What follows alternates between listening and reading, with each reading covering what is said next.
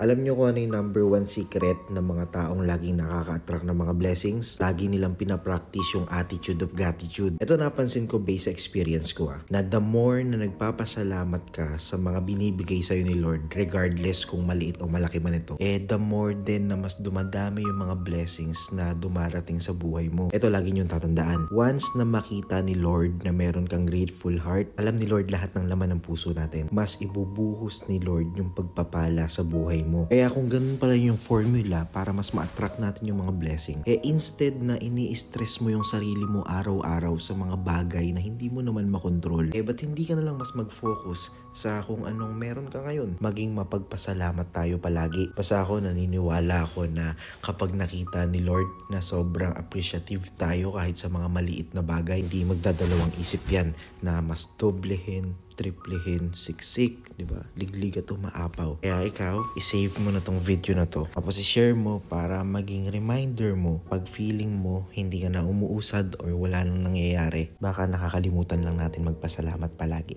Follow me for more.